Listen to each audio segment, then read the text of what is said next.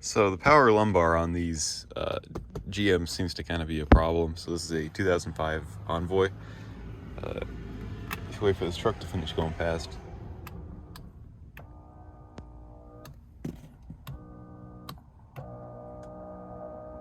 You can hear the motor makes noise, but the seat, move. And of course, it's stuck in the, all the way out position.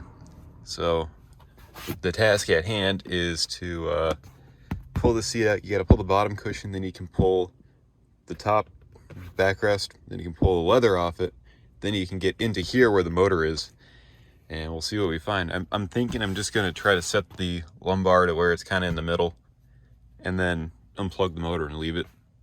I don't really use the lumbar just like at all. It's broken on that seat too, but that one's broken in a less annoying way. It's kind of like halfway in, but this one's all the way out, so it's really uncomfortable for my passengers. So I'm thinking I'm gonna just pull the seat. So it looks like there's just a handful of bolts under these covers, a couple of electrical connectors, and we'll get it out. So I'm not gonna show you that. If you can't do that, then you shouldn't be trying to take the seat apart and fix it.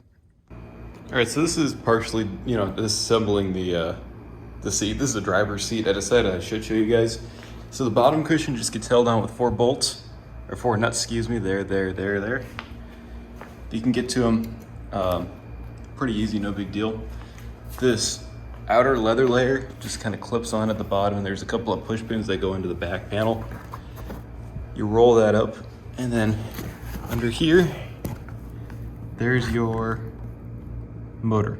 Now this is the driver's side, so it's got an extra connector on it for the position of the backrest for the memory seat, or position of the lumbar. So how this attaches, there's these hooks down here, and then way up there there's a little bar. It's not too hard to get out. Just use a screwdriver and pry those out of that hole, or pry it up off the bar back there. Then we'll go to the bench and take this one apart for you. So there's your problem, lady. All the little gears are broken. So this is a planetary, there's your ring gear, there's your sun gear kind of type setup.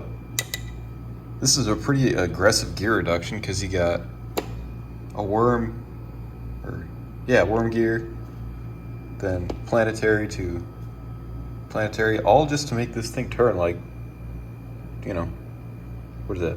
Maybe 150 degrees.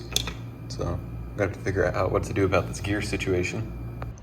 So now, needless to say, we're gonna need some new gears, which, you can't buy that. So I'm gonna have to make it. Now I'm going to cheat my way through this and use software.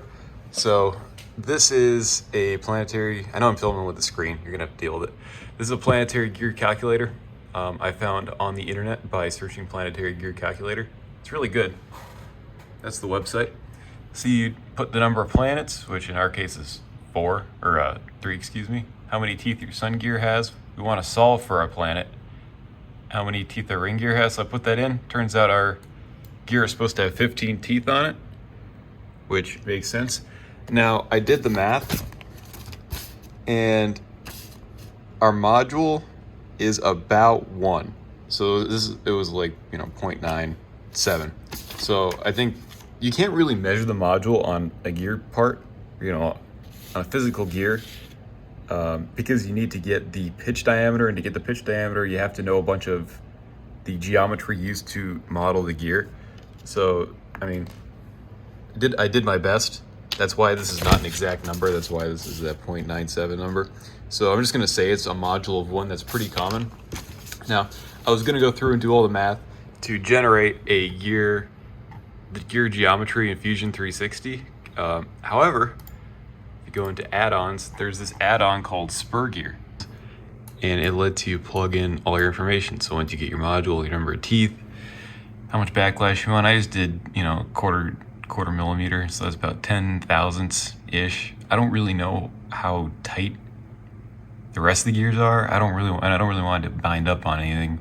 It's not like it's a freaking transmission. It's for a backrest, gear thickness and hole diameter. So pretty easy, and then it just generates this geometry, which you can export as an STL, bring into your 3D printer slicing software. And I just did 100% fill. Doesn't really look that great on the software, but it should be okay. we'll see. It's gonna be better than the gears that were in there, that's for sure, because, you know, multi-piece. So I'm also using a carbon fiber filament, or carbon fiber, you know, impregnated polycarbonate filament. So hopefully we'll get a little better life out of it than just using PLA. Especially here, gets pretty warm out all year, especially in the summer. I don't think that these gears would hold up to just even being in like 120 degree ambient temperature. So makes things pretty easy when you just have software to do everything. All right, so there are my 3D printed gears. They aren't, you know, that surface is okay. This is polycarbonate, carbon fiber reinforced. However, if we get the gear on there, they seem to mesh pretty well. So I'm gonna clean this all up, put a little bit new lubricant in there, and see what happens. This should work pretty well.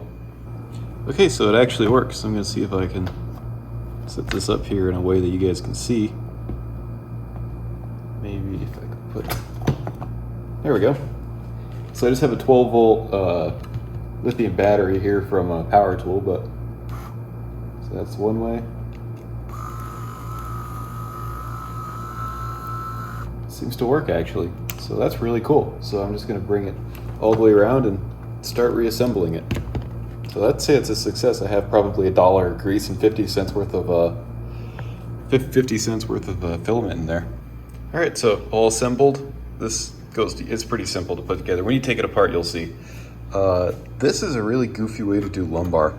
So like I had a Mercedes GL, doesn't matter, but it was a 320 Blue Tech, and it used air bladders for the lumbar. I've never seen it where it uses a metal plate. It compresses this and it bends that, so it squeezes. So right now it's in pretty much a free state, which is how I kind of wanted it, because it seemed like it locked up with it almost all the way out. So just put this back in the car, back in the seat over there, put it back in the car, and do the driver's side now.